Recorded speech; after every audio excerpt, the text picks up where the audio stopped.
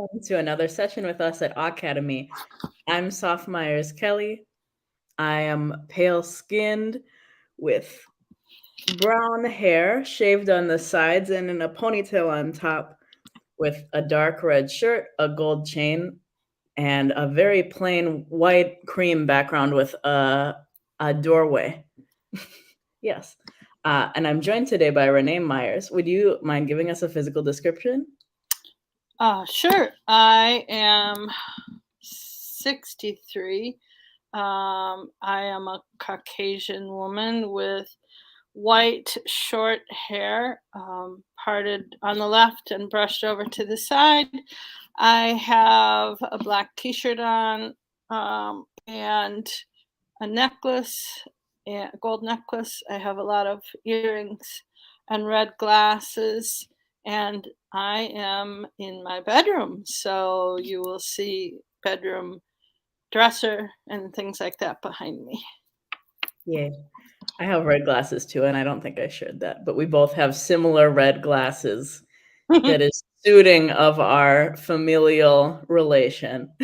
Yes, because Soph is my youngest child. Yeah. Yeah. Oh, and I use they, him pronouns. And what pronouns do you use? I use she, her pronouns. Awesome.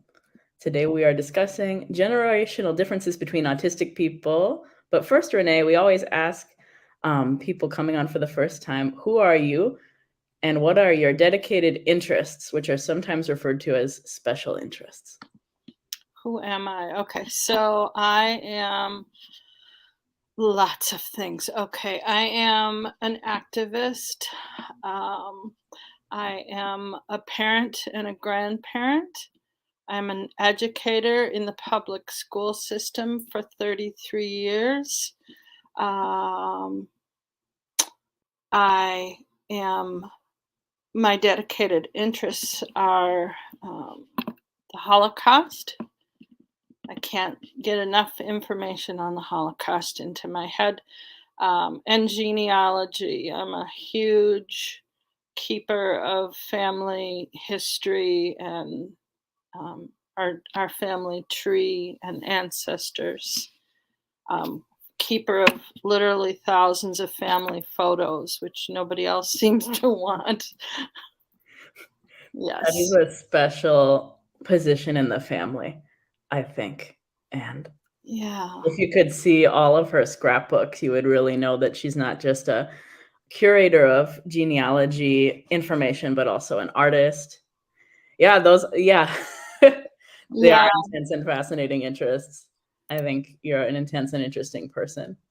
Thank you. Yeah, I really I value knowing where we came from and who came before us. And I can't throw a photograph away because it has a story. I hope to pass all that on to somebody who's interested after me. We'll figure out who it is because I don't think it's gonna be me. I don't think so. No. Also, where are you? In physical location, where am I? In the world. Thank you. I'm in St. Paul, Minnesota, in the United States. And I have been here. I didn't grow up here. I grew up in La Crosse, Wisconsin, and moved here in 1981. So I've been in St. Paul, Minnesota since 1981. Awesome. Where are you? I'm in North Carolina in the United States, and I moved here February 1st for a new job. And before then, we lived together in Minnesota. I went to high school and college, and when I got sick, got chronically ill, I stayed with you because rent was expensive and I couldn't afford that in medical care. But I am on a tangent. I have another question for you that we ask all our first-time speakers. But when did you discover that you were autistic? So, with a lot of other things, I figured that out recently, like in the last year. So it's can I explain the process? Of course. Oh, okay. So, as with a lot of things about myself, I learned them and came to understand them, or I'm still coming to understand them because of you and your diagnosis.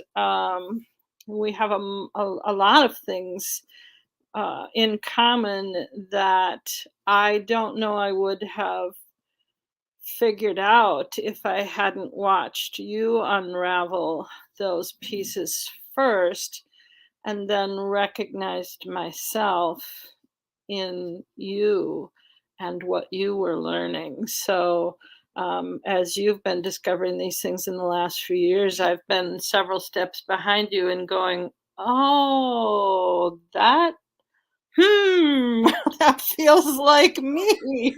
Mm. Yeah. Mhm. That's awesome. Yeah. I'm It's a big compliment to me that Uh, I can do that. Oh, yeah. So, um, wait, but, like, recent for you, is that, like, in the last month or the last year? oh, in the last, I think, 6 months for sure. I mean, the process of starting to recognize myself might have happened a month or two before that, but I would say it's only in the last 6 months that I have started to like um, identify out loud that that's a piece of who I am. Identify out loud to other people. Um, yeah, Yeah. I yeah, love the comment under our videos from someone on Facebook. It says, "So common that parents recognize their autistic selves following their young people, children's discoveries.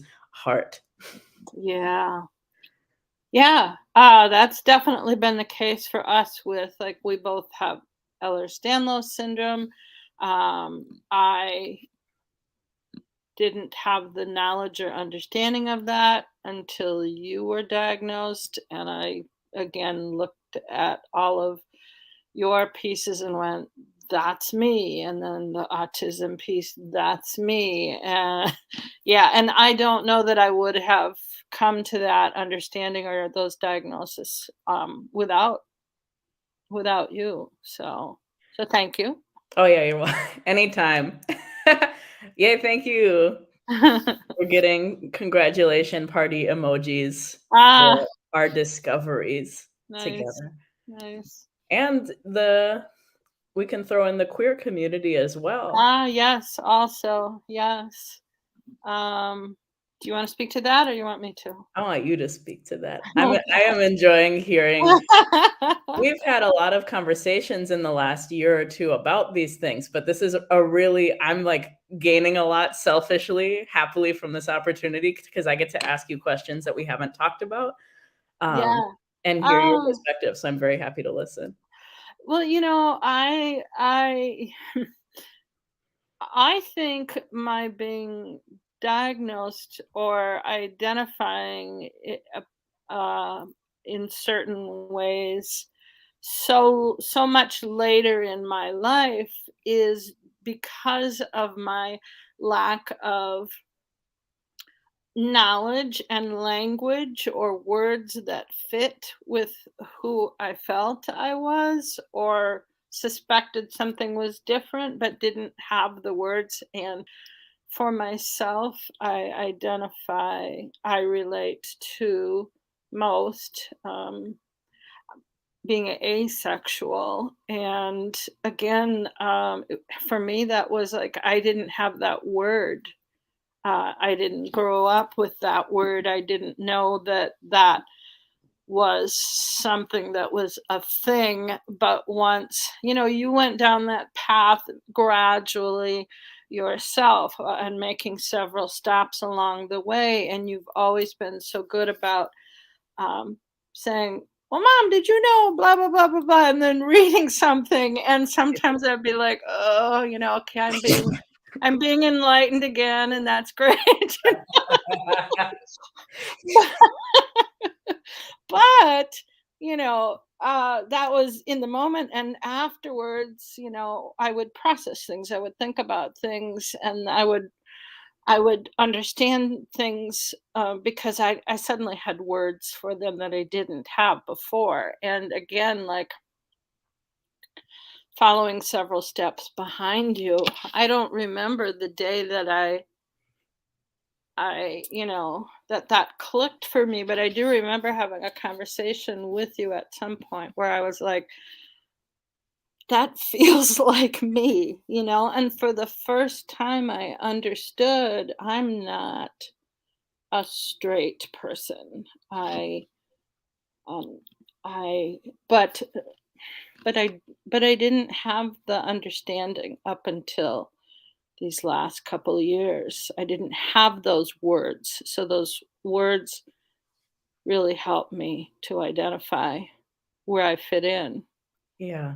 Does that make sense? Yeah, because I mean, that was true for me too. I just happened to have had that experience in my 20s. Yeah, Mm. And so but I had a similar, like, starting point where it was like, you are gay if you are a man who is attracted to men, and you are a lesbian if you are a woman who is attracted to women, and maybe you're bi, but does that really count or not? Like, that whole, like, gatekeeping and these very strong definitions about what queerness is. yeah. And then, it took me months to I mean, I had dated a trans person and we'd broken up.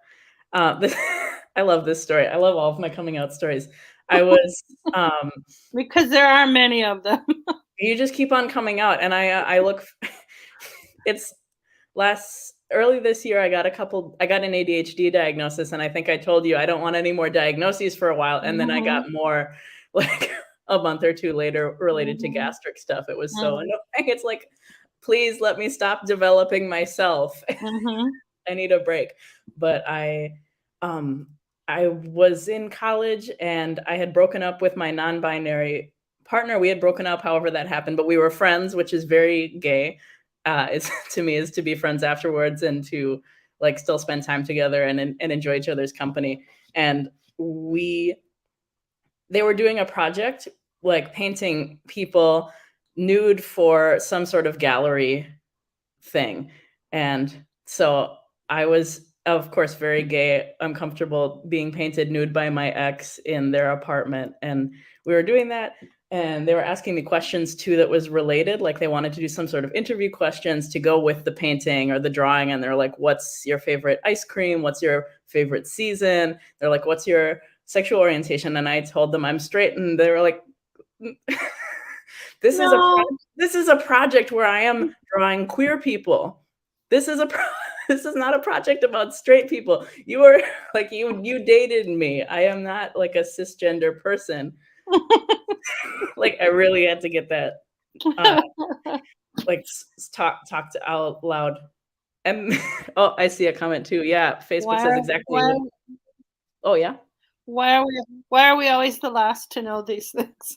Literally the last people, and I mean, you remember with my transness too, like, Frankie and Anastasia were like, "I think you're trans, like, I feel safe with you, I feel comfortable with you, like, you're really good about pronouns, Mhm. like, better than the average cis person, perhaps," and I'd be like, "Well, I thought about it, and I decided I'm a woman, like, I thought about it before, so now that's done. I Yeah, did the analysis that was needed." yeah, yeah. That's so funny. We have we have a comment from Facebook that says exactly, "Without the language, we can feel isolated, that we're the only ones and or that we're broken. Language can help us change that perspective."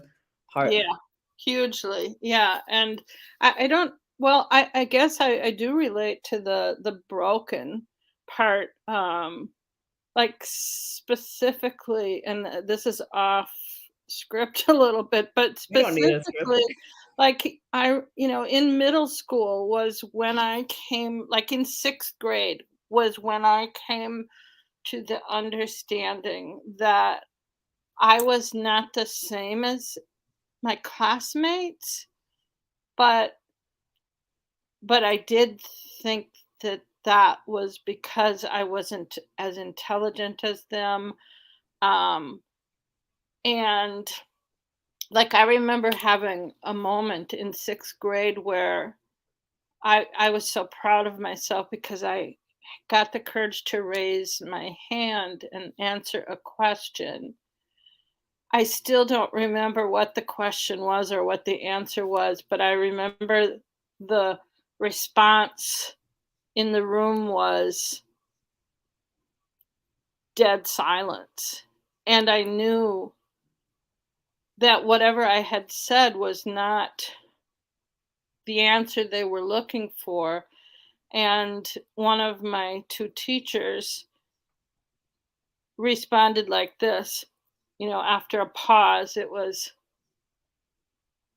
"Okay," and then moved on, you know?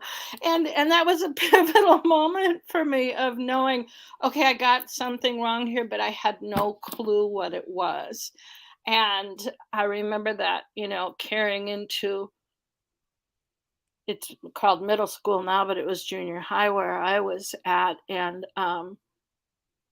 and getting to the point where I just didn't raise my hand unless I was 100% sure I knew what I was talking about, because that fear of having that response again was real strong. And so I didn't communicate a whole lot unless it was something I was really confident in, like music. Mm. I can relate a lot to that too. Um, Even though I went to school in the 90s and 2000s, and you did it in the 60s and 70s, you get the same experiences, and one of my most traumatic experiences that like, would pop up in my head now and then as an adult was in middle school when, like, we for wellness class, like, this class had a special we had a special, like, activity we were gonna do, and, like, half of us got blindfolded, and our partners would walk us around the school, Mm, and I think it was supposed to be a fun sensory experience, but in my head, it was like, "This is a puzzle, like, where are we? I think we're outside in this area, I think we're at the cafe," and I was just talking the whole time, and nobody was stopping me, and only at the end, I think the teacher said some sort of snide comment to me, and I was like, "Oh, no, I think I didn't get this right," and then we all get back and we're reflecting, and someone's talking like this it was really frustrating that someone was talking the whole time. It was just and I was so guilty and embarrassed and so sad because I felt like I'd ruined this experience for everyone, and nobody told me until the experience was over, and so it was already done, and I couldn't do anything about it, and I felt horrible. yeah. It's just like, I wish and sometimes it works really well, like, sometimes it's like a class team puzzle in front of you, and you can solve the puzzle really easily because we have, a unique way of seeing problems that, like, the neurotypical people don't expect Mhm, us to. It's like, sometimes it's really mhm, easy, but then sometimes we're just, like, way off and I just need people to tell us. mhm, I think that mhm. was really frustrating with your thing, like, the teacher just said, "Yeah, okay," and then went on, and, like, nobody told you you don't Yeah, even know what the question and answer was, you just know that it was wrong, yeah, apparently. that's it, and it prevented me from being able to move forward in the way I was prior to that event. Um, yeah. You were just supposed to know, I guess. I guess, and one of the things, and you know this, but one of the things that I hear myself saying often, I as an explanation to other people is, I ask a lot of questions because I really need to understand every little piece of what I'm being asked to do before I start to do it. And that doesn't seem to be like most of the people I know. And so, like, just for example, we're given a project. Um, I'm the one who's asking 10 questions. Everybody else is quiet, but my only other choice is to remain silent and not understand what's going on. And it's extremely frustrating because I think to myself, why am I asking all these questions? Why isn't anybody else asking all these questions? Why do they automatically get it and I don't? You Mhm. know, and I have explained 1,000 times, like, when your dad and I were together, if we were having a conversation and he would say, well, I'm going to do X, Y, and Z. It wasn't that I didn't agree with what he was doing, it's that I didn't understand. And I might have ended up understanding if the answers to my questions w- would not if my questions would not have been seen as challenging, Mm. which is often the case. My questions are seen as, oh, you're you're pushing against me, you're disagreeing with me. And for me it's like, no, that's not the case. I just need to have every piece so that I can go into it feeling confident. Yeah. Super frustrating. Yeah. Um, that's I in North Carolina, I recently moved to a rental home, and my partner moved in with me, and in a few months, we have another person moving in, another friend, and we all are neurodivergent, and it's been so delightful. Like, we all we're all chaotic, and we're gonna need some more structure, I think, like, immediately, like, immediately, my roommate forgot to take the trash and recycling out, and I was like, "I knew this was gonna happen." They put an alarm out, I was like, "Exactly, this is how we do things." Mhm, And because I knew that, I didn't hold it against them. mhm, And then mm, last night, like, they had um, a stream on their computer, but he wasn't watching it, and I was like, "Why do you have that on there?" And, like, didn't take it as an affront or take it, like, mhm. and was just like, "Oh, it's, like, to keep the screen on," and I'm like, "Why is the screen on?" It's like, "Oh, so I can see the Discord messages," and in my head, I'm like, "Why wouldn't you just change the settings?" Like, you have to put the screen on, but you could just change the settings so that it doesn't go to sleep, but I was like, This it works for them, it's fine. This is okay." I don't have to get wrapped up in the nuance of, like, like, they solved their solution and their computer screen isn't going to sleep, so Yeah, that's good. there you go. Problem solved. I love it. So and that's fun too because, like, my dad has, bipolar and could potentially be autistic, I don't know. We bond about a lot of things, so I think that's an interesting relationship because it's, like, sometimes even among autistic people or different neurodivergent neurotypes, like, there's still, like, communication barriers, or there's still it's like each autistic person is autistic in their own way, and that can still lead to, like, confusion or barriers or differences in how we get to the end point. Sure, sure. But I want to ask you, you talked about your first experience where you felt embarrassed in front of class, and that was at school, and you went to school in the '60s and '70s. I Mhm. wondered what the view of autism was at that time, if you knew any autistic people, and how they were treated. It's a lot of Sorry. questions. No, no, no, that's okay. So, and just for my, to help myself, I'll answer the first one, and then if you could repeat the second one. Okay, so Absolutely. the first one was, how was it viewed when I was in school? Yeah, like, did people talk about it? Was Sure. it ever addressed or, Okay. like, by your I teacher or just by friends or I never heard the word autism until I was, an adult working with children, who are autistic.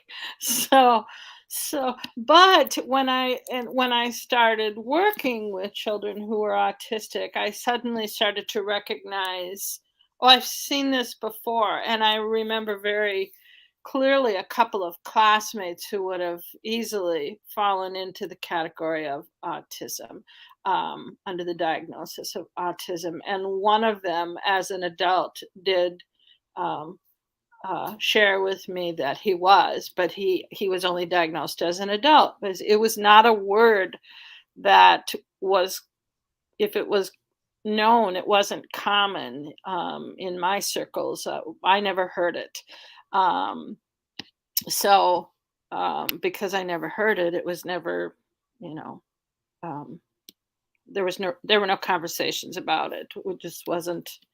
I also grew up in a time um, and up until the early 90s, that up until then, if you were a child or student who was um, seen as being different, whether you had a physical disability or at that time what would have been called a mental disability, you were not in a school with so-called normal students. You were in a special school.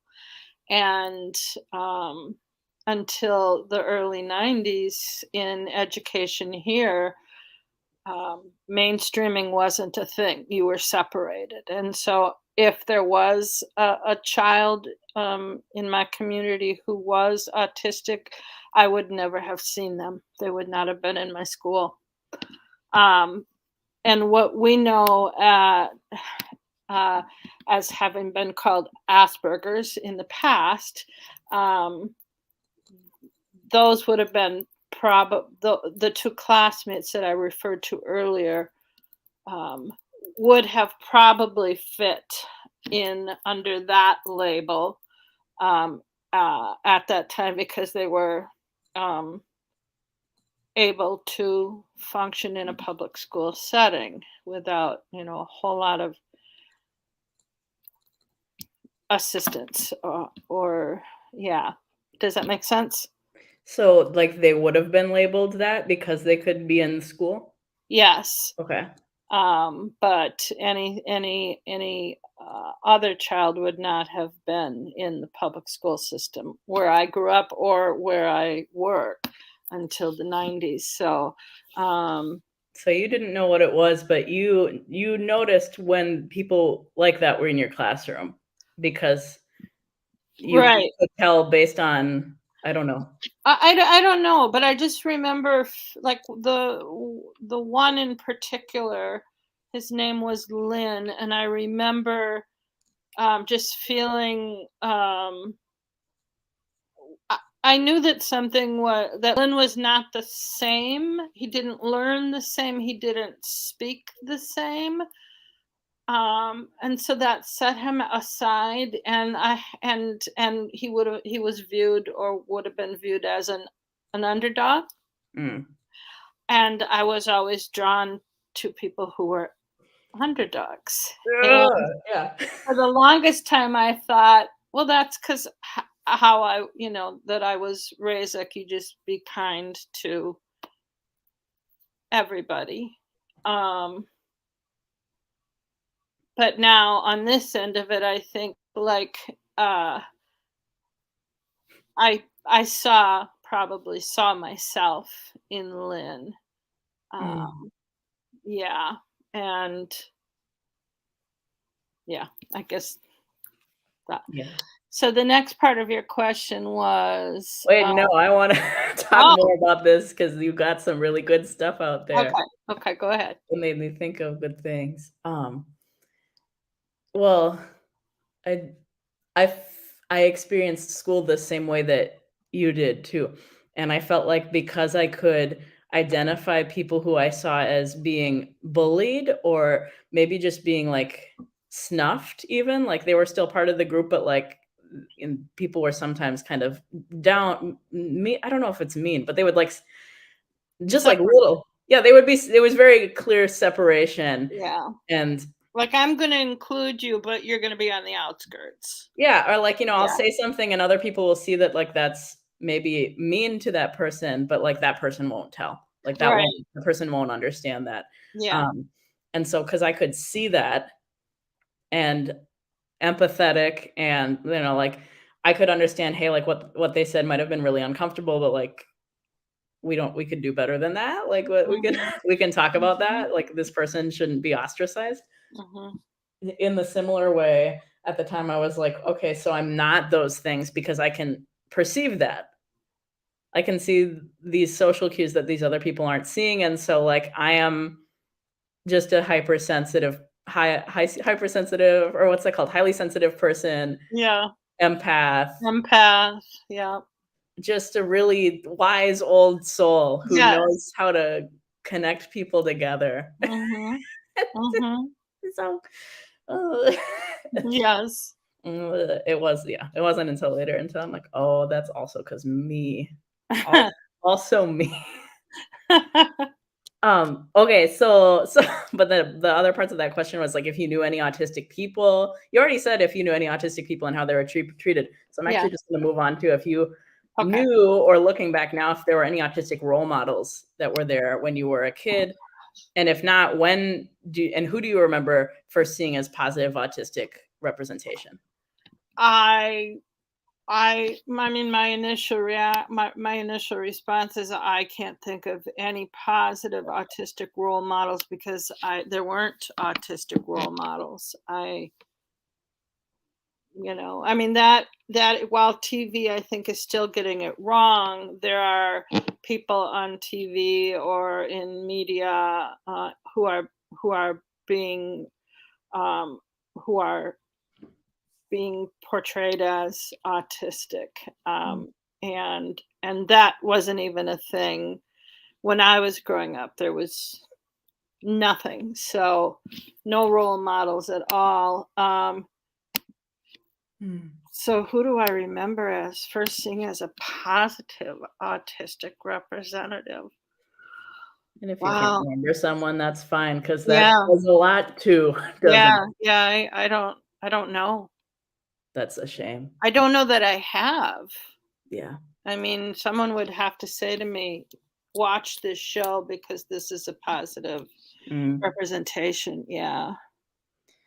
Ben comments from Facebook. I feel somehow in the generation today, social media has both helped and harmed young autistics because the access to technology and easier texting is great for those with communication differences. But contrarily, social media can be such a harmful and toxic place for bullying people that are different.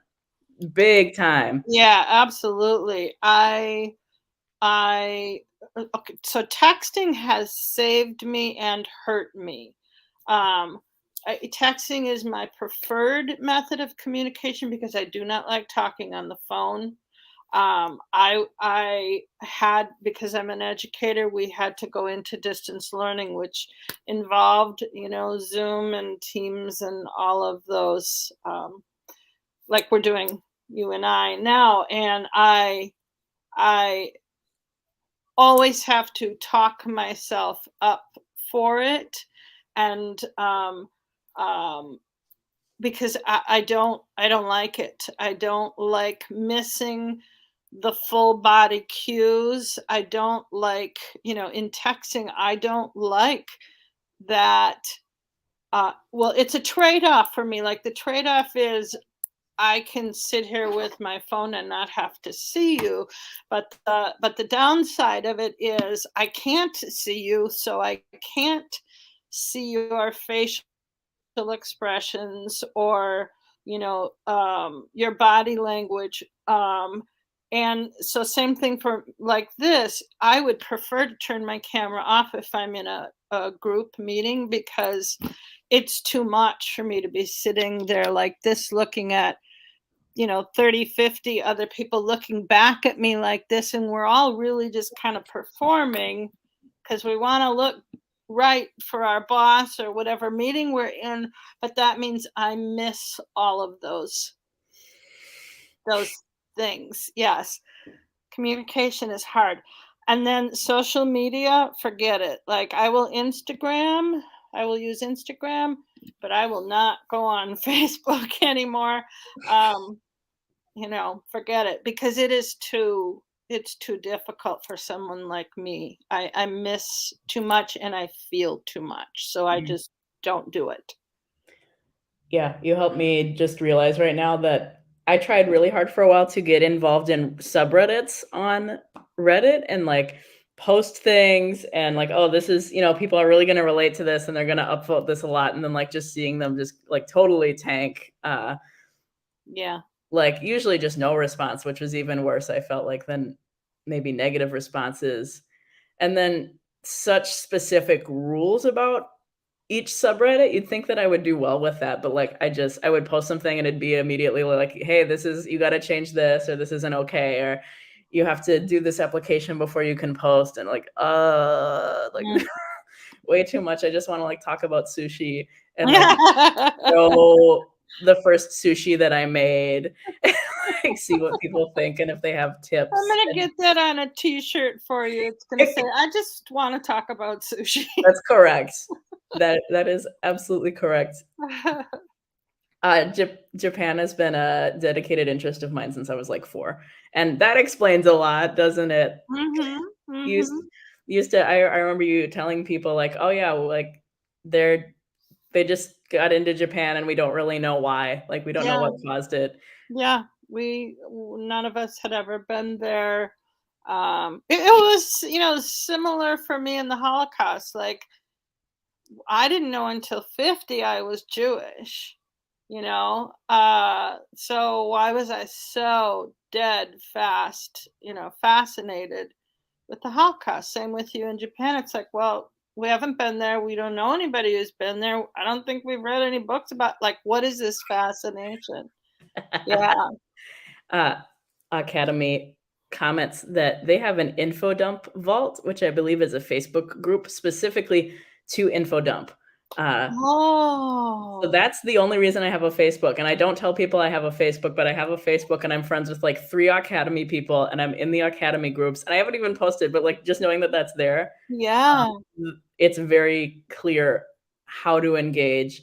And if you engage and like you break a rule or something, like people tend to be very considerate, yeah, and they're kind of like, okay, where's this person coming from? Like, can we talk yeah, to them and see if they can still be part of the group, and they just like they yeah, learn that rather than we're gonna kick them out because they made a mistake that we're going to assume is malicious. yeah, right, right, And that's really great because 'cause we've been yeah, assumed to be malicious often without being yeah. malicious. The number of times I've found myself having to explain that I didn't mean what somebody thought I meant, and, like, having to backpedal, it's a good chunk of my life.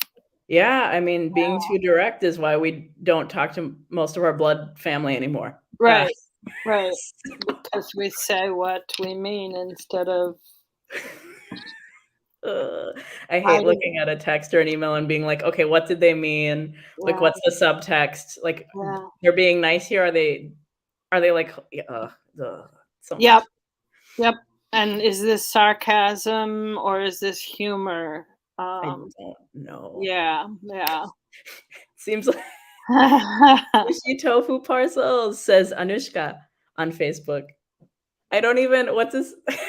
I need more context. Sushi tofu parcels. Is this like I need to translate from UK to US? Like, tofu in sushi? Huh. Anyways, getting distracted. I do have to go to the bathroom for, like oh, yeah, it is about my love of sushi, that's true. I Oh, do love yeah, sushi very much. I've cool. made it I even made chicken teriyaki sushi for my brother and his wife because like, they didn't eat raw fish at the time. I don't know if they do anymore still, but, like, Yeah, I don't make it know. accessible. I have to quick go to the bathroom, but I wanna ask you, and you can start answering Okay. while I'm gone, what started your initial career of working with disabled people? Like, how were they treated? What was that system like?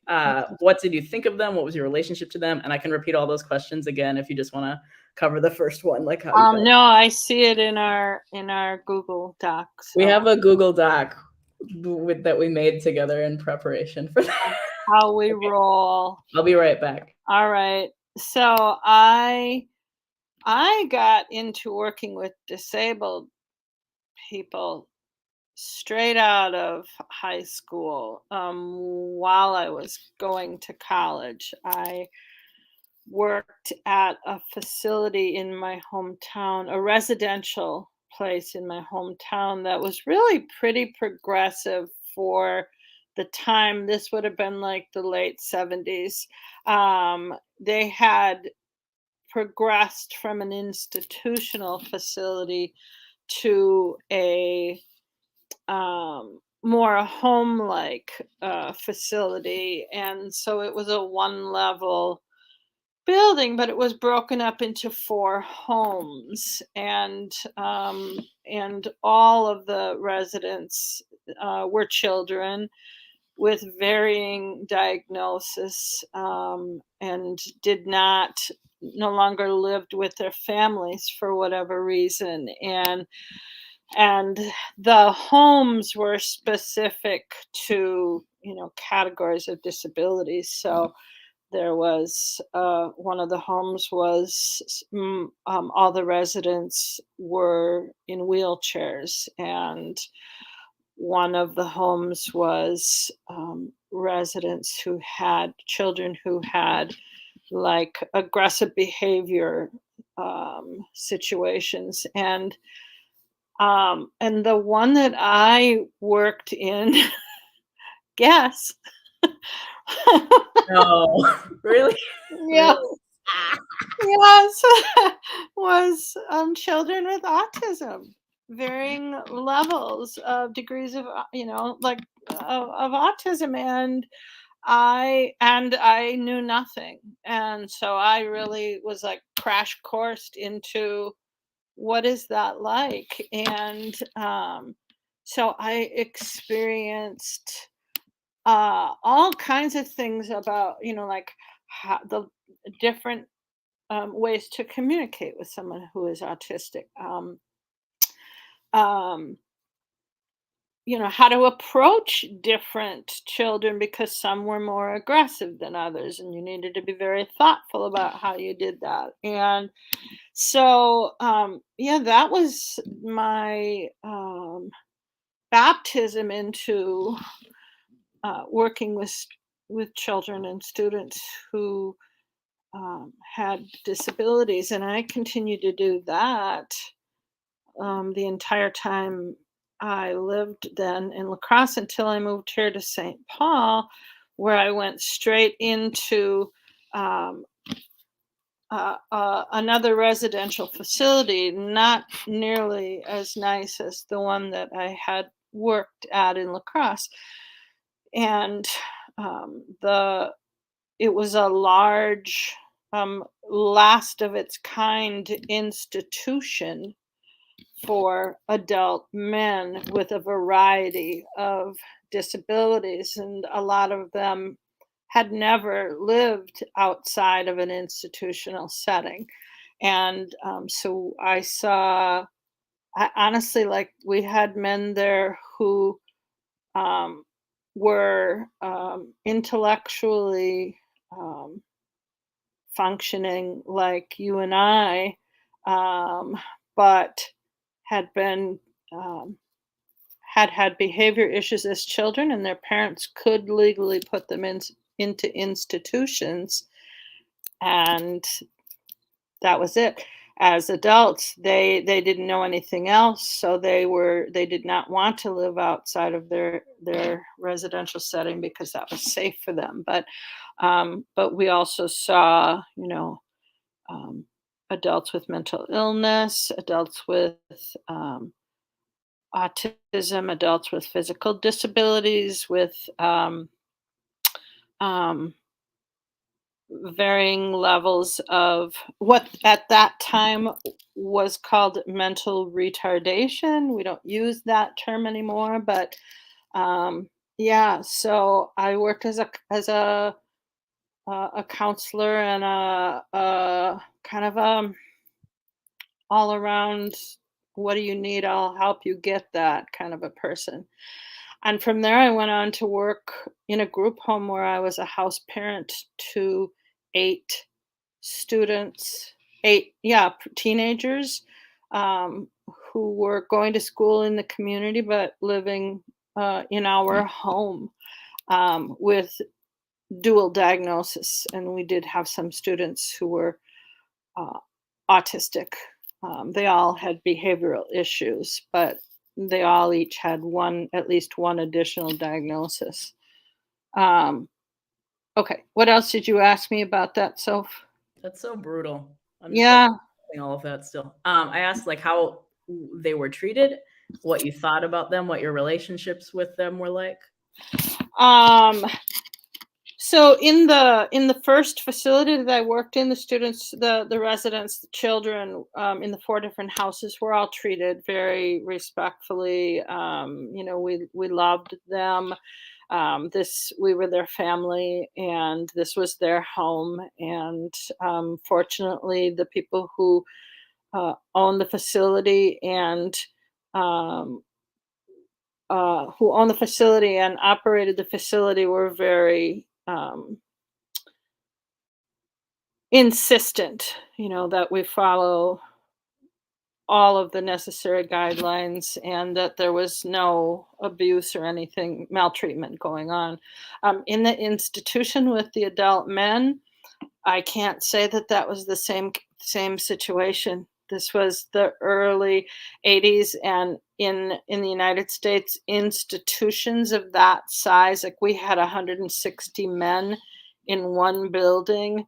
Um, they were dying. Those facilities were dying, and those men went from there to group homes. But while I was still working there, I saw things that um, should not have been going on, and our residents were not always treated with respect. And even if they had been, they were on the resident the institution's schedule. They ate when they were told to eat. They ate what they were given in front of them, or they didn't eat. They, slept when we turned the lights off. They went where we told them to go. They had very little choice. So even if they were not physically abused, they really had very little say in what was going on in their life. Yeah. How are you there for them? How was your relationship with them? I There were times when I could have done better. But I loved my residents. I Like I had mentioned earlier, I have always kind of been drawn to what we would call the underdog. And I don't know if that's the empathy piece or what, but I recognized that my life could have been very different. Um, and I have more, and I have always just really tried to do the right thing by the people that I work with. Yeah, it sounds like you respected and treated them as an equal even when you saw colleagues who weren't doing that. To the best of my ability, yeah. Of course, you were learning. It's not like Yes, of course, there's things we'd wanna change. Like, I think everyone can feel like that. sure, sure. Anushka commented, "Some of my most traumatic times in my life is working alongside disabled adults because of attitudes and behaviors of staff or so-called caregivers," and then sad faces and rolling eyes faces. Mhm, mhm. Yeah, and now I work with middle school students in a regular public school setting. Middle school students are, like, generally 11, 12, 13 years old, and, the kinds of kids that I specifically work with are kids who have behavioral issues, whether it's due to, a disability or, a behavioral disorder that's been diagnosed, or just life circumstances that have been more than they can handle. And I recognize very clearly the difference in our staff, those who understand these children and have that empathy and that love, genuine love and care for them, versus those who are like, why are you misbehaving? You need to learn math right now, and don't take the time to really understand that, sometimes we can't learn math if, our family is in turmoil or whatever. So, yeah, yeah, I don't have a lot of patience for people who don't take the time to really understand those who are not falling into the definition of normal, whether it's a disability or whatever. Mhm. I find that so frustrating that among your time in school and my time in school, like that, there have been improvements, of course. I mean, those kids that you're working with are in the public school now, and they're not segregated in a necessarily in a different school. Um, like they have accommodations to be in public school if they need accommodations to do that Mhm, successfully.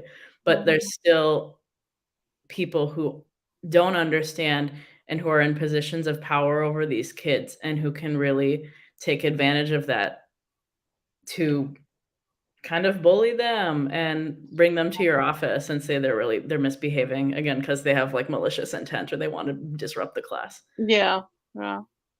Mhm. Can I ask you a question? Yeah. This is detouring from where we were, but so many of your social circle friends that you've been connected to since before your own diagnosis also have gone on to be diagnosed as autistic, and looking back on that, since that's still relatively new for you as well, do you think of this as a coincidence, Mm. or what is your understanding or explanation for that? Good question. Um, Before I get into that, there's a great Aucademy note here, which this is terrible, and this is why I made sure that Ah, people knew we were in the US, but confusingly, public schools in the UK are private schools, and public ah, school in the ah, US actually means public. So, yes, we've been talking about what ah. in the UK would be, I actually don't know what it would be called in the UK. Yeah, but There's the yeah, schools that that are accessible to everyone. I'm sorry that was confusing, yeah.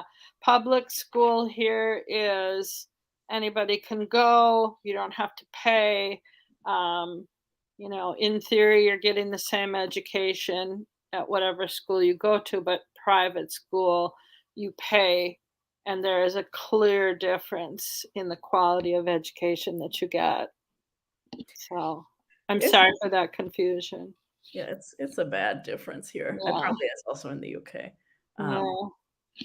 I went But to anyway, I back went to my question for Yeah. you. Yeah, no, it was not a coincidence. I, look back at my connections with people, and as an adult, I my first realization was most of us are LGBTQ, and so that's how we automatically connected with each other. Yeah, Academy says queer attracts and is drawn to queer. Neuroqueer Mhm. people are drawn to neuroqueer people. Yeah, Yeah. Yep. it was only later when I was understanding my and I'm using neuroqueer too for a book chapter. I just bought queer heresies, which is a Mm. book. I'm very excited to incorporate that. Oh, this is a tangent, but I'm doing a book chapter. I'm a medical librarian, and I'm doing a book chapter on neurodivergence and intersectionality, and it's for librarians to like think about how to better be accessible for neurodivergent people, and that also the neurodivergent people are already there. Like I think we often talk about people, it's like, oh, how do we accept the neurodivergent students? And it's like, okay, so they're already there right now. And also they're not Mhm. just your students, but they're like their faculty you're working with and their colleagues and their staff and their coworkers and maybe your boss and family members. And it's like we are everywhere. And so We're everywhere.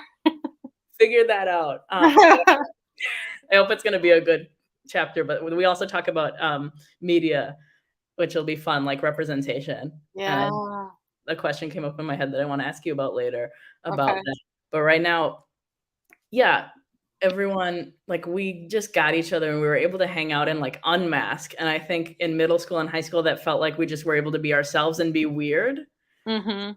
but it was very much intentionally, we're unmasking, and then we can um, sing little songs, and we can watch shows, and we can be doing our own thing, and we can one of my friends is a circus performer, and then I'm a dancer, and like we could do silly physical things. Or one of my friends, Laura, and I would like wrestle and like get really physical. And again, like I wouldn't be comfortable doing that with a lot of people in my class, but like we were just able Mhm. to be silly together and get angry, and that was really special and Mhm. safe. And it was just the whole like, oh, we're the misfits, or we're the artsy kids, or we're the um and funny about that too is a lot of us ended up being peer helpers in our school. There was group this school group called peer helpers, and the counselor was in charge of it, and these students would be voted in and nominated to be peer helpers of the class. And that was like being keeping pulse on the class and the emotions. Yeah, Mhm. there's a link to the Neuroqueer Heresies book down below. Google it if you're just listening to this and you can't see the link, if that's possible. Yeah. Oh no, I got off of my check. Oh well. Um, what Uh, was I saying? Laura and wrestling and peers and Yeah, peer helper. It's funny, like Laura and Nick and I ended up being, I think, some of our senior reps. I think we had maybe 5 or 6 of them for our 12th grade in high school, and I think we're all like neurodivergent in some way, like autistic, ADHD, some sort of flavor Mhm. um, of delightful person. And so I find it so interesting that there's this stereotype that we're not empathetic and we don't know how to connect with people, but because of our hyper awareness and I call it, I mean, it's called hyper empathy. I don't know if it makes it sound like it's a condition, but like because I'm very empathetic, we had touch, we could tell like, oh, the soccer girls are having drama right now and we need to work on that. Or like Mhm. everyone's really not motivated because of exams, or these two people are having an issue and this person is um having suicidal thoughts, or this Mhm. person is having this issue with food. And so we were able to have these conversations with people and potentially connect them to the right resources and turn them around. And Mhm. that's Mhm. something that I think is super not noticed and undervalued in our neurotypes. Like this whole idea of biodiversity and like neurotypes being of benefit, just like different sexual orientations being of benefit to the species. Mm. I hate to say that to some extent, because I don't wanna say these are all the reasons why autistics are good and you shouldn't separate us from your societies, or maybe you should give us a small serving of respect. But I do think we inherently deserve respect because we're people and we don't have to have any benefits to society, but also there are a lot of benefits for us Right. being here.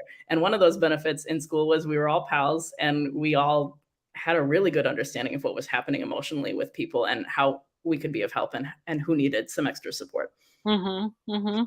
So I'm gonna dovetail on that because one of my questions for you was, what has been the biggest gift that you think you've received because of being autistic? What do you see as the biggest gift that you have been that you either have for yourself or that you are able to give to others? And empathy and understanding is one of those things. But Yeah, I think now that I can look back on myself, I think the coolest parts of myself are autism related. mm, The things that make me special is because of how my brain works and what I focus on and what I get excited about. Uh, so I mean, I could say like 10 things that I love about being autistic that is a gift for myself and a gift for other people, but mm, I think one of the biggest ones, yeah, is like the empathy, and not just like feeling it, but the being like and acting out on it. mm, Because I think one of the biggest issues I have with generally with neurotypical people is it feels like they don't care. Like they want to, like they might see someone getting hurt and be like, "That's sad," and then they, like, go eat out and have brunch, and it's like, "Wait." Like, this is a big deal, and while this person is suffering, like, I can't really enjoy brunch or, like, whatever we're doing because that Yeah. person's suffering is my suffering, and I Mhm. don't really get why you don't see that, um, Mhm. and that's when I get frustrated because it's like, "Oh, I'm not gonna go use this company, or I'm gonna write this petition, or I'm gonna go to this protest and invest my time and energy and money or whatever that I can into this societal change because it's really important." And Mhm. when I see people who are like, "Oh, yeah, this company sucks, but, like, I'm gonna still buy their stuff," or like, "Oh, yeah, um, black oh, no, I'm gonna get political. Like, Black Lives Matter, but I'm not gonna go out of my way to do anything to help with that." Like, that really infuriates me, and I Mhm. haven't figured out how to deal with that yet, but what I love about my autism is that I always when I have the ability, I do that for other people. That becomes a challenge, like, I've become very aware that our biggest strengths are also our biggest challenges, and that this is a challenge for me when I overexert myself and I give more than I should be giving because it is now, like, exhausting for me or becomes detrimental, and then I have to cancel things, and then I'm really tired, and this has to do with pacing too, with chronic illness and spoon theory. It's like and Mhm. that's been a weird gift of being, disabled too, is I'm like, I know my body, and when I was a kid, you would see me push myself and be really extroverted and go to parties and try really hard, and you'd often kinda be like, "You're doing too much," and like, "You're doing too much in school," and I feel Mhm. like now, even though you probably still think I have that problem, which is reasonable because I do too, that I think now is, like, more than ever, I've been able to say no to more things and, like, be like, "Okay, this is a really important cause, and I wish I could donate money, but I can't right now," and Yeah. that's okay. And I think the difference is when you were younger, when you were a kid, like, there's that natural, I don't want to believe or agree with what my parent is saying. That's just part of growing up. Where now, as an adult, I think you are. Yeah, it's still an issue for you, but now you see it yourself, um, and um, and you are better at it and better at recognizing I'm doing too much, but there are still times when I have to step in, and say, "Okay, time to go to bed." Like, you're done. You know?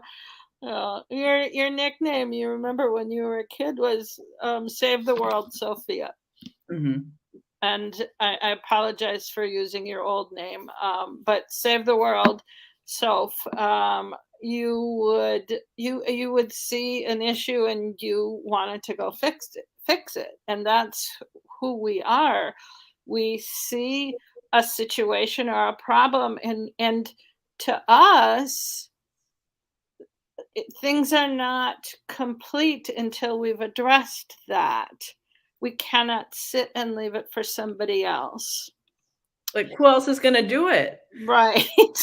Right, right, right. So, Ah, um, oh, there were, like, so many things that came to my head from that. I did wanna talk too about one generational difference I noticed that I hadn't put on the Google Doc because I just thought about it now, was, like, we're both autistic and we both have different ideas about, like, the Big Bang Theory show. I've you went in and out for a moment there. Can you say that again, please? Yeah, it made me one of the things when I was thinking about, like, media representations is that you and I have different like, I think this is kind of a generational difference is we have different, opinions about The Big Bang Theory and, like, Sheldon Mhm, Cooper and how he is as a character, mhm, how he's represented. Um, I was always annoyed that, like, you and dad and, like, people more of that age liked the show, and then people more my age were frustrated.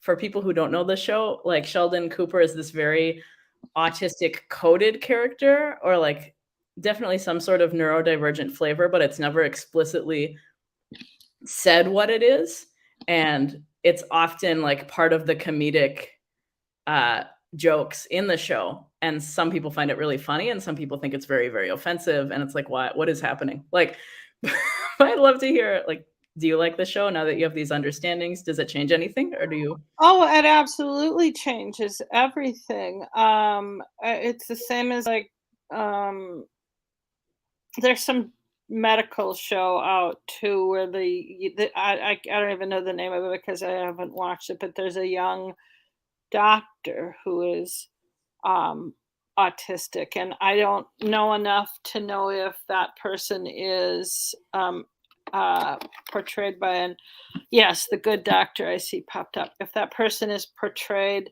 by an actual autistic actor or not, but there's pre-diagnosis Sheldon Cooper understanding, and there's post. You know, there's pre-words language understanding, and there's post. And now I see it, and I'm like, and I have seen that actor like be interviewed and know that this is clearly acting. And am now a firm believer that if there is a person who is going to be doing taking on an acting role of portraying someone who is autistic or whatever the disability, it should be portrayed by somebody who actually has that disability. So, I'm so distracted because there's a very beautiful butterfly or moth that's oh black and orange and white. And anyways, yeah. I see what someone wrote there about, "I like Sheldon, I don't like that he's always the butt of the jokes and bullied. I think he and Amy are the only kind characters." Yeah, I it is a very fascinating show. Um, but yes, my opinion is different now, post understanding words and knowledge than it was before.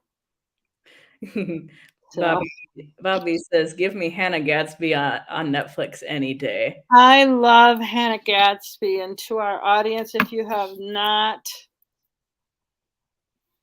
found out who Hannah is, you need to go find them perhaps right away.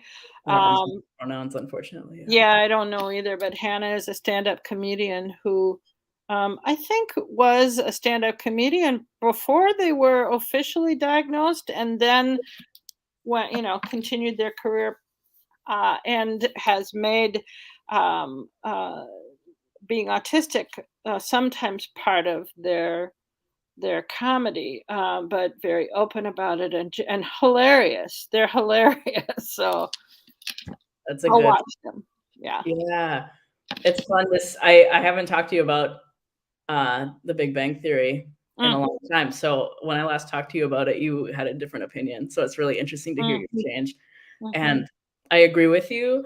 Like, in the dream world, in the ideal world, I think anyone could act as any character with any disabilities, age, sex, like, I think all of that could be played with, but in the world that we have today where autistic actors aren't being hired, mhm, and BIPOC, which I think isn't the same acronym in the UK. That's like, if for us it's Black, Indigenous, People of Color, where they're not hired, or they're hired and it's a very racially stereotyped role. Like, it's like, okay, let's, and trans actors, of course, like, let's get them into those roles because they're so underrepresented and underhired. mhm. If it was a world where everyone could act and everyone was getting hired for all sorts of different characters, I wouldn't have an issue. But it's such a big equity issue right now, and has been for Mhm. forever. Oh, same acronym here. That's good to know. I've heard some other Oh, acronyms, and so I'm like, I don't know. yeah. I love night butterflies. Ah, yes. Aucademy just shared that they love night butterflies, and I do too. I don't know why this is out right now. It's 3:17 p.m. here. Maybe it's a day butterfly here, but Mm. Bobby says, I'm doing Hannah's book on Audible on my life. It's superb. Best book I've read in a long time. Hannah narrates the Audible version. That sounds That's perfect. awesome. I wasn't aware of the book, so that's something. Thank you. I will go look for that later. Good. I'm sure it's well worth the read. Um, Okay, you have deleted.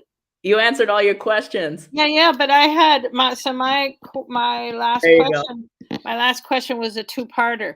Okay, so, what has been the biggest challenge that you think you faced because of your autism diagnosis? And you kind of have touched on that, but your biggest challenge? I don't know. Like, I don't know. Like, I guess it is, um If you can't answer, that's okay. I just thought I'd throw that in there for kicks.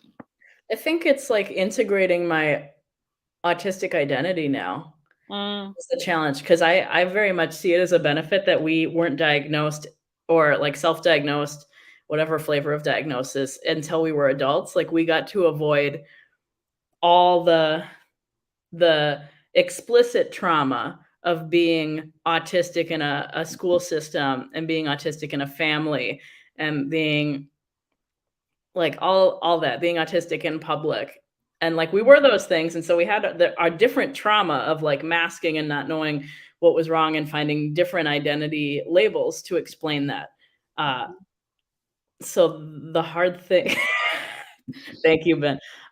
Ben says that they love how I say neurodivergent flavors. I like using the word flavors for a lot of things, and it's mhm, not mhm. necessarily the appropriate thing. Oh, maybe I wonder if that's kind of a neurodivergent thing. Is I people always like the way I use my words, and they find it poetic, and I'm just like, this word means this, and it Mhm, could fit in this category too. mhm.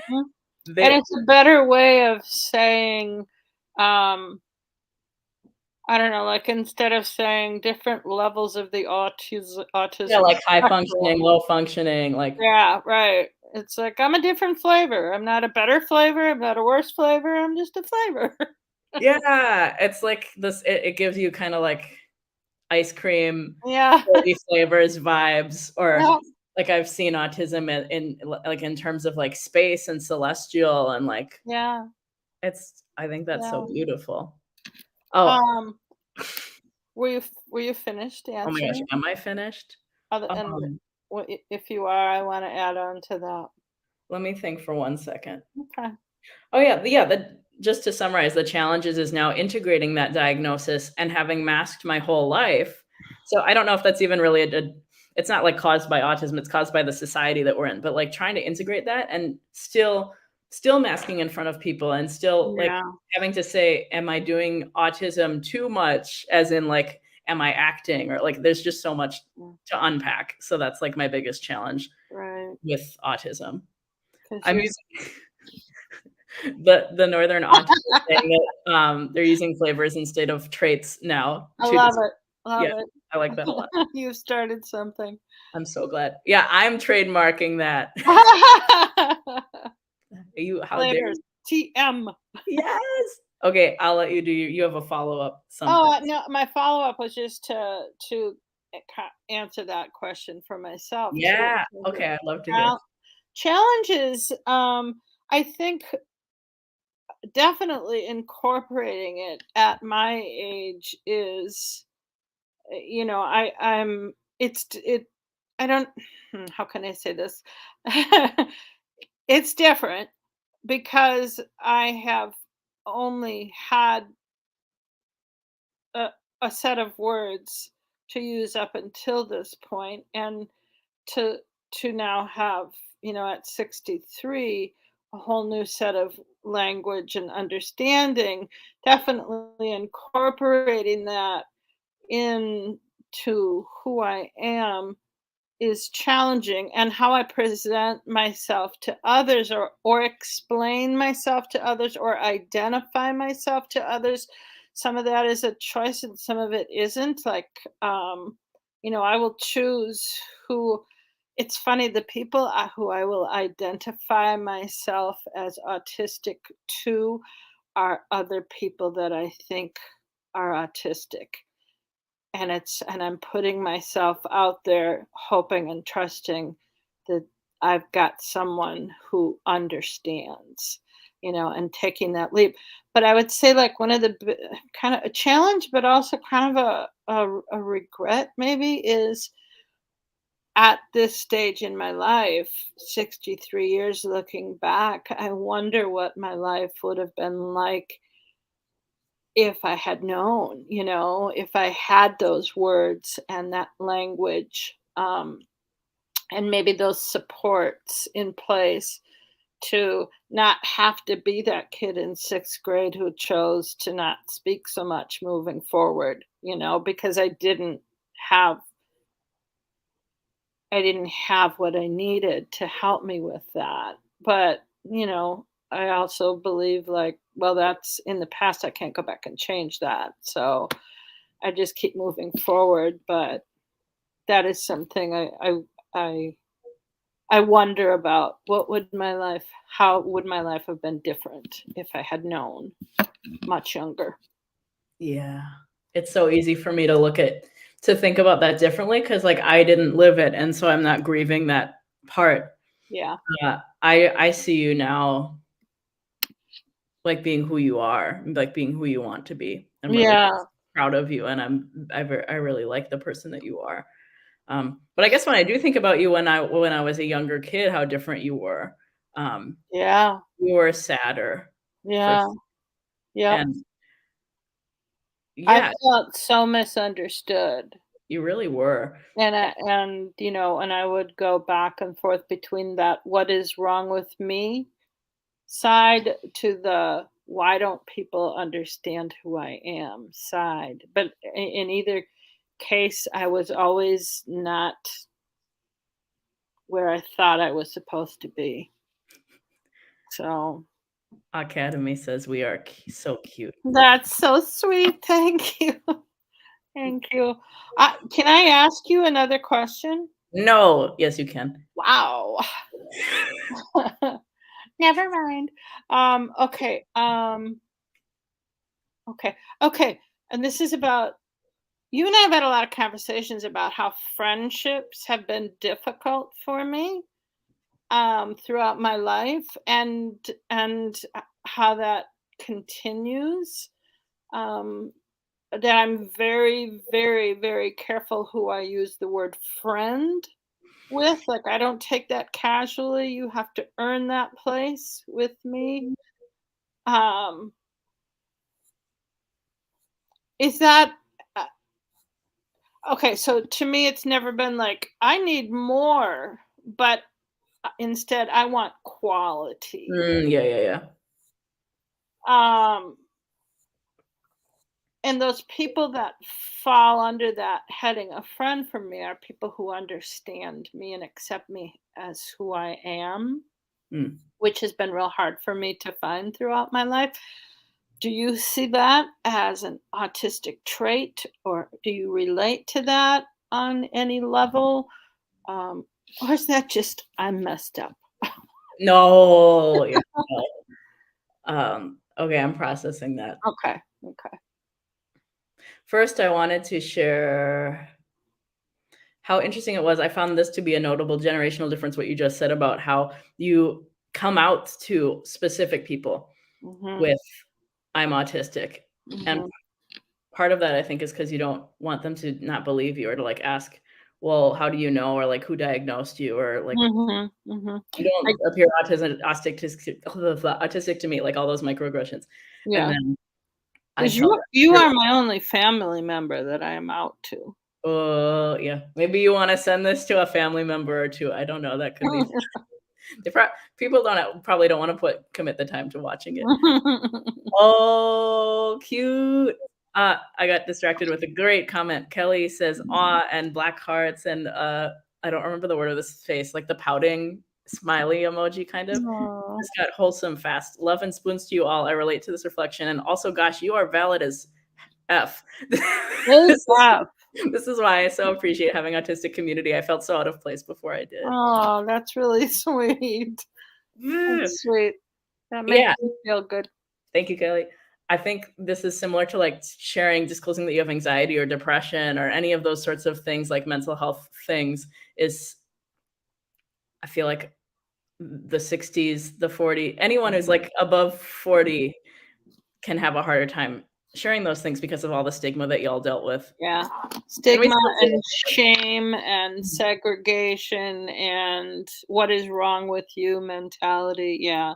Yeah, okay. Aucademy just shared 6 common reactions of autistic discovery. Number 1, Mm, denial, imposter syndrome. I don't do that mm, thing. The diagnosis discovery is wrong. 2, anger, reevaluating life and events. Anger at the injustice of being invalidated for the autistic behaviors and experiences. Perhaps angry at the autism. 3, bargaining. I'm high functioning, not like these other people with autism. 4, depression, or is it autistic burnout? Masking, shielding is mm, exhausting. Taking control of your mask shield. 5, acceptance. Okay, I am autistic, but receiving that's all I got. And then 6, bonus. Embracing your autistic identity, having confidence in your autistic identity, and connecting to the culture and community in autistic spaces, allowing yourself to be authentically you. mhm, mhm. There's a lot of really good comments. Yeah, that's really good. Um, did you have more?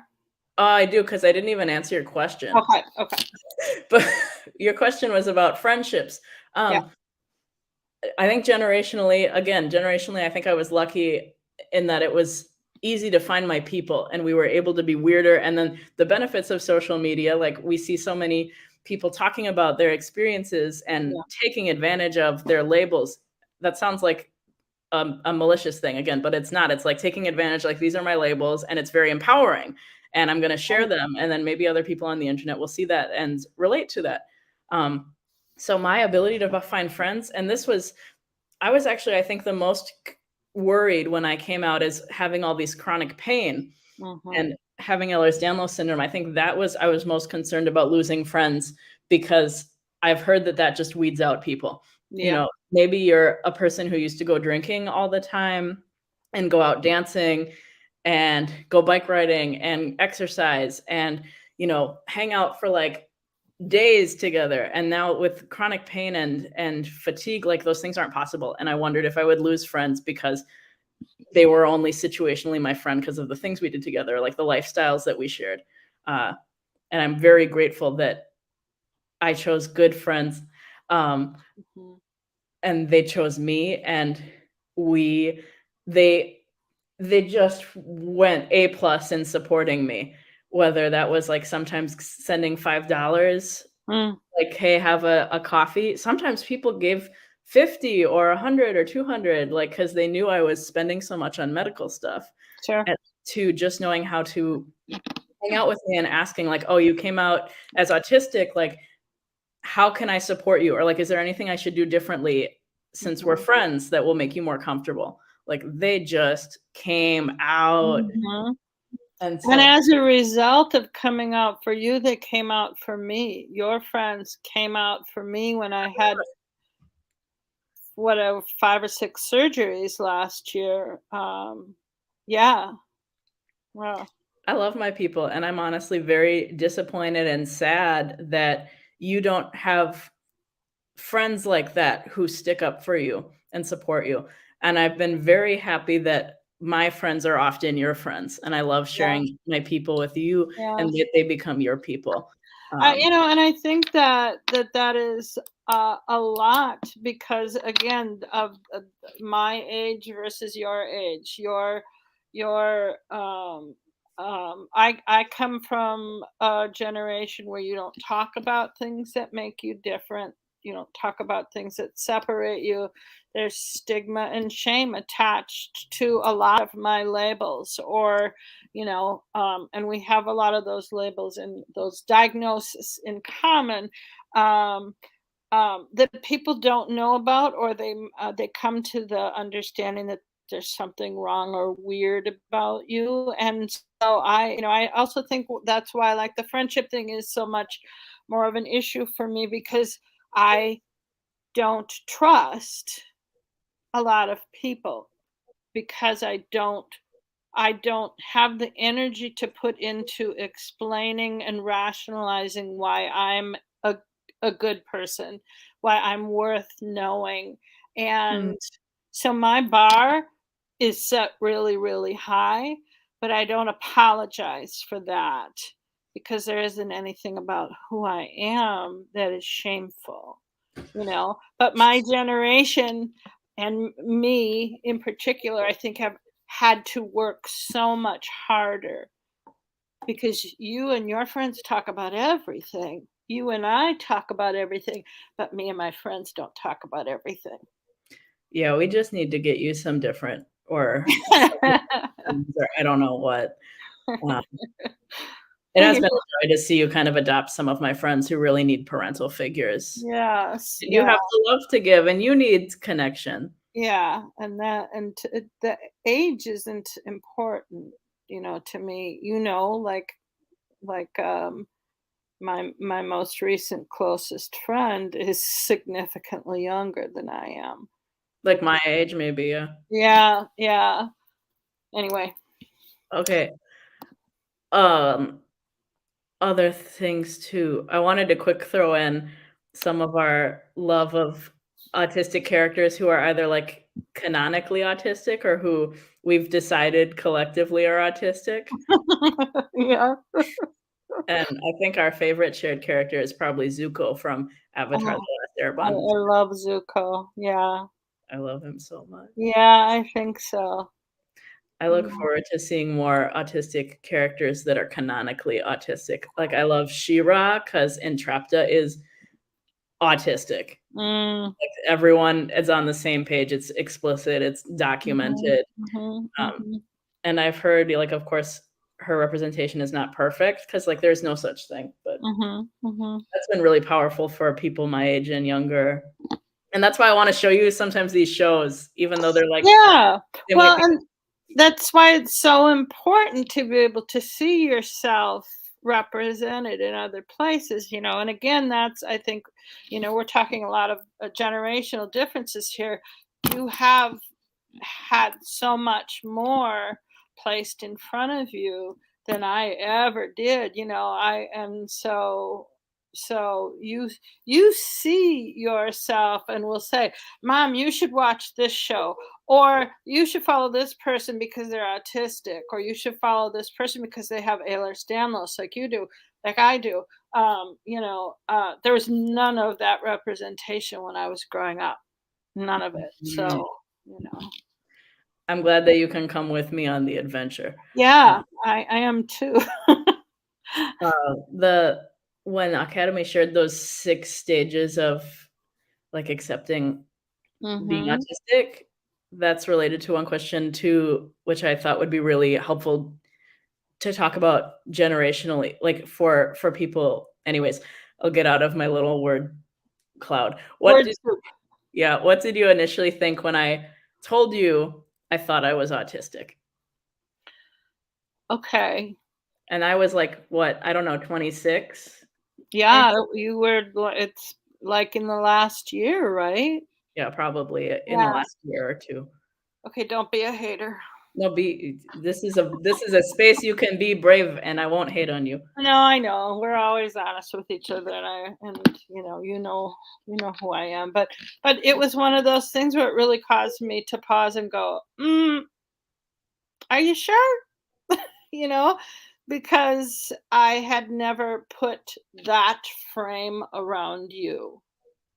You were self in the way that I had the language and the understanding, which I keep going back to that, but it's powerful.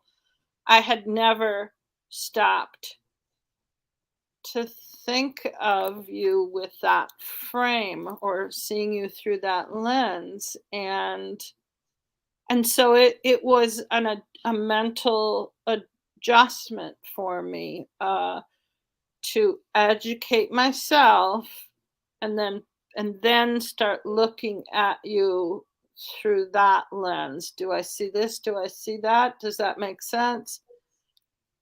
And gradually understand, yes, that does make sense, but it wasn't an instant flip a switch. And then that was super helpful. Again, we've touched on this already about how I learned about myself because you learned about yourself. Um, I saw you even more clearly when I started to see myself through the same lens. That's so Yeah. sweet. So that was my initial reaction, but I ended up in the place of understanding. That's really nice to hear. It was so frustrating, some of our first conversations, because I felt I was being very logical and like, here's what these people say. And I took this online test and it said I probably am autistic. And here's, and even explaining like when you were in school and working with autistic kids, that was a very specific understanding of what autism was. And it was Mhm. only the people who got diagnosed, and it was only Yeah. the people who um, fit the diagnosis in a very specific way. Because as we've Mhm. talked about it already, it's like a specific subset of white cis boys is Yes. what autism Yep. became in the criteria. The stereotypical, if you don't have a lot of knowledge about what autism can be, my stereotypical um, reaction was, yeah, usually a male can't talk, flaps their arms a lot, those pieces that we're more likely to see. I didn't understand the subtleties, the gray areas, the questionable pieces to it. And again, it goes back to I didn't have the knowledge. Yeah. I I mean, didn't it have the wasn't as even in the DSM criteria, I think. I don't remember when it came in, but I think for part of your life, it just wasn't in the books. It just wasn't in the books. Yeah. Uh, Yep.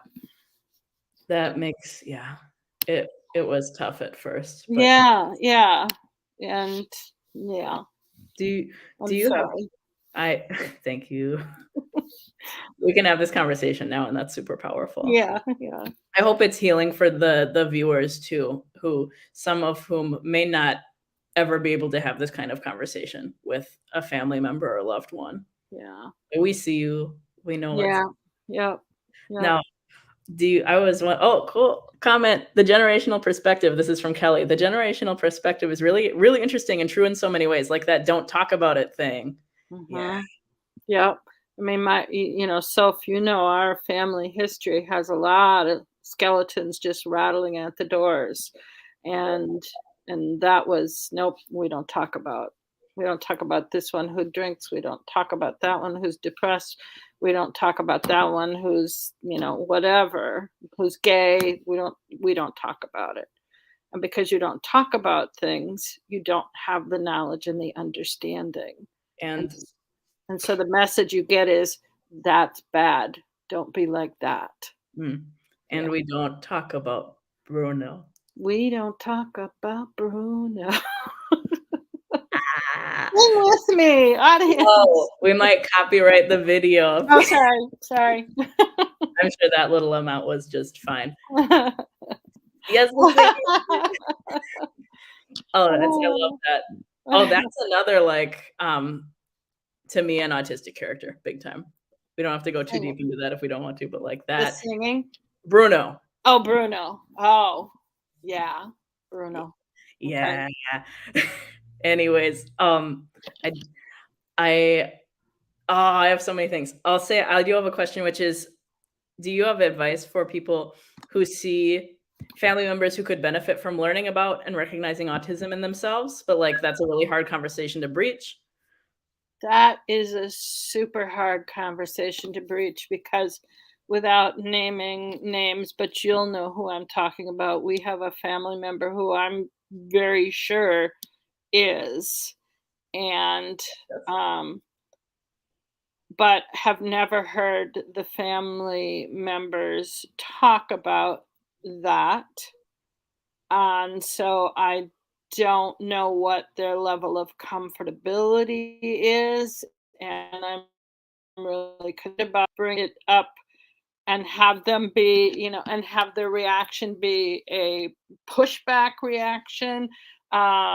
So that I think that comes with a whole mess of possible outcomes. And so, if I think for myself, if that's a conversation that you're going to have, you really need to approach it carefully with sensitivity and understanding that what you see might not be seen by the people receiving your information. And your emotional involvement might be very different than theirs. And so um, for myself, with this particular family members, I look for opportunities where um, uh, comments are made where they slightly open the door a little bit, and I can very carefully put one foot inside the door in hopes that it opens it a little bit further. I think it's a process, and people don't always want to hear that. So that's definitely a difficult conversation. Yeah. It It's was hard for me to hear it when when you spoke about yourself being your parent. I was like, nah, you know, no. Yeah, and I don't know. And then hearing it and understanding it for myself, I don't know if I think you very carefully stuck when we would have text conversations and you would send me something about autism, whether it was a meme or it was an article or whatever, and I would respond like, I have that trait. And then you would respond with like a emoji or something. I'd be like, okay. you know? And I had to take that at the pace that I was ready to receive it yeah. because I It's wasn't always ready to receive it. yeah, that's really tough, and I feel like at sometimes you might have felt like I was just pushing the door open and be like, "Hello, Yes. good day, sir or ma'am. Would 'Cause you like that to talk about autism?" here's the good word. I do feel like with people who don't want to hear what I want to say, like, I quickly become, like, the person who only talks about that is kinda how they feel like it. Yeah. Um, and it was similar to when I was thought I had EDS and I didn't have the formal diagnosis, and just, like, talking about it every day because it was a realization, like, your whole lens changes, and you're like, "Oh, that explains this thing in school," and it's very similar Right. to autism. You're like, "Oh, that explains this past thing that didn't make sense to me, and Mhm. this encounter, and Mhm. why was this painful," and, like Yeah. but I think that's very overwhelming for some people, and they're like, "That's not your whole identity," and it's like, Right. "No, it's not, but it also is my identity." It's a part of my and it's an important part of my identity. I remember, getting to the point where I could embrace autism was when it explained all those things that I could not understand growing up. There is that. It's a piece of mind going. I wasn't stupid. I wasn't not making sense to me. Other people just didn't understand how I learn, how I Mhm. think, how I process.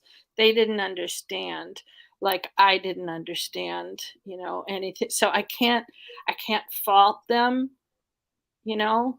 But I began to embrace that part of me when I could look back and go, this explains that.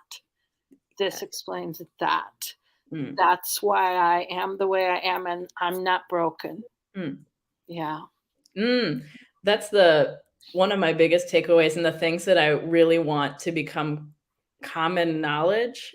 What I've found from our conversations is people don't seem to connect that someone can be autistic and they don't see the autism, that it is the largest fundamental differences are our brains Mhm. and how we process information, and you can't always visibly see how someone is processing information, what they're choosing to share and not share, Yep. and that frustrates me, and as a medical librarian now working with, doctors and nurses, like, I'm very frustrated to see that difference still, that lack of understanding in the medical world, and Mhm. the microaggressions that I'm getting from medical students and professionals, like, "Oh, autism is your superpower," or, like, congratulating me on having a medical library job, like, that I made it, that I am doing a job, and that's so good for being autistic. Like, it Thank you for being a productive member of society. it We grinds didn't think you my could be. gears, and Yeah. the total lack of appreciation of my intimate understanding of how medical world works as an autistic person and as a chronically ill person. Like, Mhm. to me, I'm like, "I'm a resource, please use me," and people are like, "That's very cool. Did you go to medical school?" I'm like, "No." "Okay, goodbye." Okay, that's my rant. My rant's over. There was a comment that came up too. I don't know I if they saw that. Oh, there it is, yeah. you wanna read it this time? There it says, "When my child was diagnosed, I did so much research, and then I questioned the heck out of the doctors as I continued to learn how in the world could name be or how in the Blank. world could fill in the blank be autistic traits. That is typical. Those are my experiences. Those can't be traits of autism." Then the doctors were like, you have not been diagnosed because you are also autistic. I'm assuming that's what DX means, Yeah, I think diagnosed. so. Then I was used to getting the ADOS. ADOS. I don't know what What that is is. that? I don't know either. Maybe Okay, someone in someone the can clarify. private chat can let us know. Yeah. Then I was used to getting an ADOS. I did. I was diagnosed. My child gave me a high 10 when I got back from the last appointment cheering, "Mom, we are the same." Oh, ADOS is a Oh, a type of type of assessment. assessment. Oh, Okay. Okay. thank you, Yeah. healthy Chloe. Yeah. Yeah. Yeah. I mean, I think, you and I have been fortunate to have all and correct me if you have a different viewpoint, but from where I sit, we've always been close. We've always been able to talk. We've always understood each other on, I think, a deeper level than the average parent child, Yes. but understanding these things that we have in common helps me even feel, closer, because I understand the Swiss cheese that you are. And because I'm also the Swiss cheese. Happy stimming. For those who can't see me, I'm around and jiggling and giggling and all sorts of happy things. Yeah, you're right, and that explains the autism more too, in that we both are autistic and we've always been able to communicate with each other and Yeah, understand each other without always having to, like, take several steps to interpret and yep, understand. yep. Though we have had our issues too, because I mean, as a kid, sometimes you would be to me like, "Why are you doing that? You're smarter than this. Why aren't you getting this?" And you would do that, I swear. It'd be like something silly, like chores or like losing something or how to do this what you saw as a very simple task, and yeah. Yeah, Anyways, I digress. okay. We Now are getting the cue to wrap up. which is good because I mean, We're I have on to go the to the bathroom a second time now, and mm, so many pee breaks. Anyways, last question that we ask everyone, but first, before I do the last question, I wanna make sure you have time for any comments, questions, or connections, that you wanna throw in before we do last question. for me. Oh my gosh, there's another good question there too, but yeah, for you. Oh, oh, oh. Okay, we just got the question on our screen. What is your favorite form of potato? And it is the best question for us. That is so funny. But I prefer the little red ones because they're different sizes, but they have wonderful. Yeah, there's variety to them, and the flavor is different. And ask me which one I don't like. I don't like russet potatoes. That's Okay, amazing. so Wait, I wanna add s wait, okay, they might have asked too, like, maybe, like, the favorite form that you like to eat as well. So do you have, like, a favorite like, let's say you have your red potato, what's your favorite way of eating it too? oh, mashed potatoes I love mashed potatoes too. with lame off in half and butter. Yeah, Yeah, mashed yeah. potatoes are probably my favorite too, but I also like waffle fries, and I also like, baked potatoes with like sour cream and smoked salmon and green Smoked salmon. onions. We're Yeah. both big foodies, so that was a great Guess what question. I'm having for dinner tonight? What are you gonna have for dinner? The I potatoes? bought all the stuff for the salmon potatoes. It's like such a high compliment to me when I have brought a recipe into our world and then you do the recipe. Yeah, yeah, Like oh yeah, pro tip for anyone who's like neurotypical listening, like it means the world to me if I send you a song or I send you a link or something and then you actually engage in it and maybe even come back with like an opinion you had about it. Like that's you have my heart. But yeah. last question that we ask everyone is what is your current favorite stim? Oh, man, so we talked about wait, here okay, here. It's I got this for $5 and I just love it. I think it has, like, baking soda or a very fine sand inside of it, and the exterior look, it stretches. It stretches, and it squishes, and it makes a cool noise. I don't know if you can hear it. Oh, I can. I can. It's sandy sound. Yeah, and it just feels good in my hand. How about Perfect. you? It's funny because you gave me one of those and I hated it. So it's very good that we're not that we all have different stims. And this my favorite current one is the one that you got me for my birthday. And Mm, it's hand carved wooden, I don't know what kind of wood, but it's a dark wood and it looks like a pen. People yeah, have mislabeled it as a writing instrument, but it's got mm. like kind of a pen tip and it's got these what do you call these? Ribs? Different Um, ribbons, and then we got like roll? I spiky don't know. guys, and we got, like, all different textures, and you can, like, roll it on your skin, or you can Yeah, hold it and wiggle it like a pencil, yeah. and this is great. I didn't think I would love it as much, but I love it a lot. I got it at our local witchy store. Yay, witchy store. Yeah, and they suggested just going like this with it, and I'm like, "Oh, Soph would like that." I do, and I think autism and witchcraft would be a really interesting thing to talk about. At some Mm, point, I did see a YouTube video about, like, the concept of kind of indigo children or halflings, like, children who are taken by fae or, I'm just mhm, that's like mhm. a whole other conversation, but I am very interested in that sort of concept. Thank you for visiting Aucademy. Let me quick pull up the script if I have last things to say. I wanna make sure. Oh, yeah, we ended with what's your favorite stim? Thank you, everyone. Support Aucademy on Patreon if you can and are able to. If not, no problem. Uh, and we appreciate you, and we'll see you at the socials or at the next event. Thank you. This was fun. Awkward wave.